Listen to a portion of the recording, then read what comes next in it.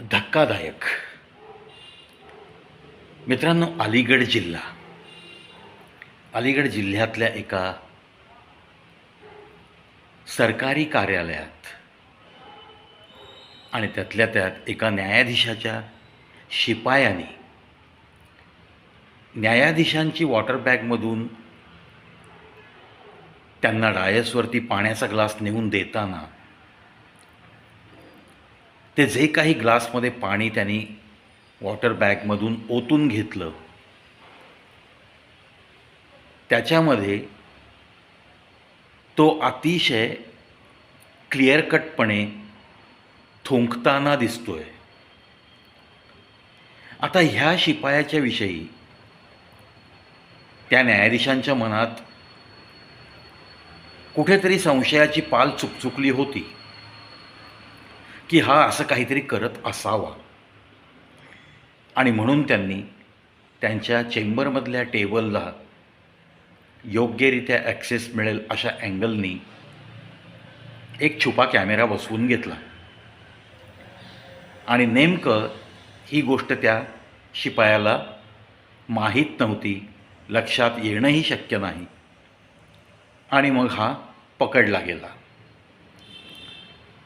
Video अतिशय स्पष्टपणे सांगतोय की हा नालायकपणा शिपाई करतोय.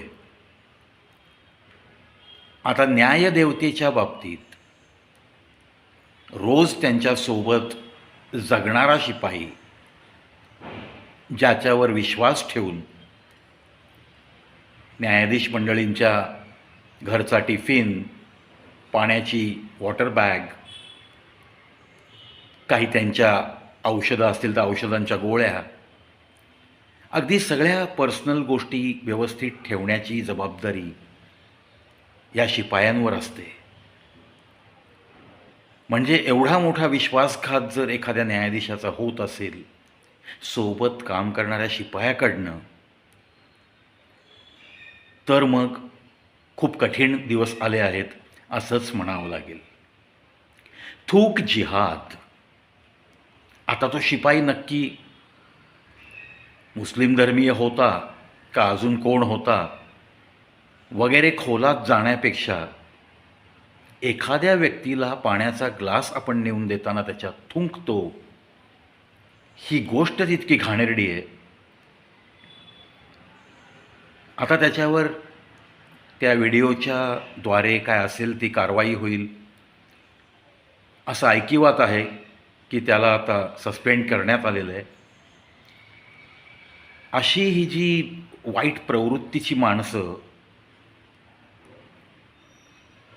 जर एखादा न्यायाधीश इतका त्याच्या खांद्यावर डोकं टेकून विश्वासाने वागत असेल आणि तर तो पाण्यात थुंकून तो ग्लास देत असेल, तर त्याला माणुसकीच्या दृष्टिकोनातनंही बिलकुल माफी नाही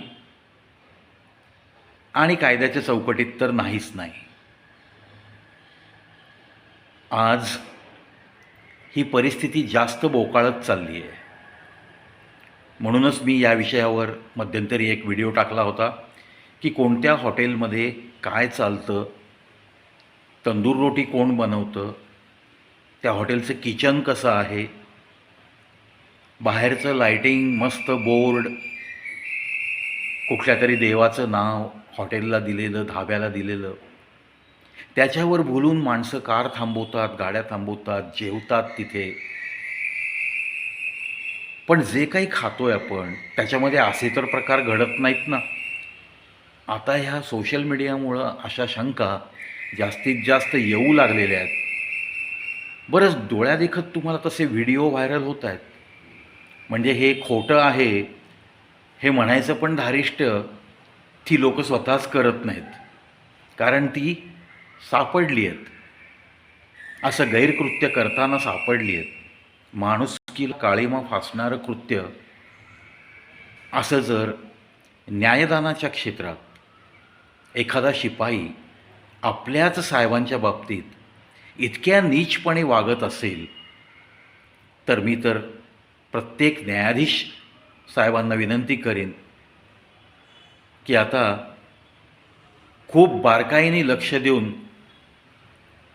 अशा माणसांपासनं कोणती कामं करून घ्यायची आणि कसं सावध राहायचं हे नक्कीच तुम्हाला विचार करावा लागेल. नाहीतर मग तुमच्या दृष्टीआड जर अशी कामं व्हायला लागली आणि तो जर काही रोगट असेल, आज कोरोनाच्या काळात आपण बघतो आपल्याला योग्य ते अंतर राखण्यास सांगितलं गेलं होतं. असे नवनवीन व्हायरस तर येतच राहणार आहेत. मग आपण किती काळजीने वागलं पाहिजे हे आता प्रत्येकाने ठरवायची वेळ आली आहे. जिथं जिथं म्हणून असा हा माणुसकीचा खून होत असेल, अशा माणसांना, इतरांना जर अशा माणसांच्या विषयी माहिती असेल तर त्यांनी तत्परतेने ती माहिती कार्यालयास दिली पाहिजे. आणि अशी माणुसकी शून्य जी जात आहे, भले तो कोणीही असेना, कोणत्याही जातकुळातला का असेना, ही बांडगुळं समाजापासून दूर फेकली गेली पाहिजेत. पुन्हा एकदा नम्र विनंती करेन मी सुपर क्लासून ऑफिसर्स लोकांना की तुम्ही ज्या शिपायांवर अवलंबून असता त्यांच्यावरती गुप्तरित्या लक्ष ठेवण्यासाठी कुणीतरी ठेवा. विश्वास, मला तर असं वाटतं आहे की आता तो संपल्यात जमा आहे. गमतीने असं म्हटलं जातं, गेले विश्वासराव पानिपतच्या लढाईत. विश्वासाचं नका सांगू मला, पण दाखले तसे आता यायला लागलेत. सोशल मीडियामुळं ते प्रत्येकाच्या नजरेपर्यंत पोचायला लागलेत. चला तुम्ही आम्ही सगळ्यांनीच थोडंसं या थूक जिहादपासून, पंक्चर जिहादपासून, लव जिहादपासून, न जाणो अजून कोणत्या कोणत्या प्रकारचे जिहाद आहेत. खरा जिहादचा अर्थ कुराणमधला वेगळाच आहे आणि अर्थ हे लावतात वेगळा. ते सुद्धा त्यांना सांगितलं गेलं पाहिजे चांगल्या लोकांकडनं, पण तेही घडून न येता अशाच प्रवृत्ती जास्त बोकाळत चालल्यात हेच दिसून येतं आहे. तुमच्यातली अपप्रवृत्ती जी असेल तिचा हळूहळू नायनाट करा आणि एक चांगलं व्यक्तिमत्व म्हणून जगण्याचा प्रयत्न करा. असा काहीसा त्या जिहादचा अर्थ आहे. पण नेमकं सगळं विचित्र काहीतरी घडतं आहे. सावधानतेने पावलं उचलणं इतकंच आपल्या हातात आहे. जिथं म्हणून हे दृष्टीस पडेल तिथं तिथं तसले प्रयत्न पुन्हा होणार नाहीत अशा पद्धतीने ठेचले पाहिजेत प्रयत्न. तितकं धारिष्ट्य तुम्हाला दाखवता आलं पाहिजे हे पण नक्की. आज प्रत्येक गोष्ट हलाल सर्टिफिकेशन याच्यावर सुद्धा बरीच बहस झाली पाहिजे. याच्यावर सुद्धा बरंच काम समाजामध्ये नक्की झालं पाहिजे. एका स्टेटमध्ये आता हलाल बिल्डिंग म्हणून एक इमारत उभी आहे. कुठं चालला आहे देश आपला? नक्की देशाची संस्कृती काय आहे? नक्की देशाचं मूळ काय आहे? आणि मग असे प्रकार करत करत 8-9 राज्यात जर डेमोग्राफी चेंज झाली असेल तर मग आपण किती सावध असलं पाहिजे. मग हे घडवतंय कोण? कोणते राजकारणी ह्याला जबाबदार आहेत? त्यांचासुद्धा शोध घेतला पाहिजे. त्याच माणसांना तिकीट मिळण्यापासून जनतेने उठाव केला पाहिजे. आता अशी वेळ नक्की आलेली आहे. कारण चित्र काय दिसतंय माहिती आहे का? एका पक्षातला माणूस दुसऱ्या पक्षाला शिवीगाळ करतो, तो त्याला शिवीगाळ करतो.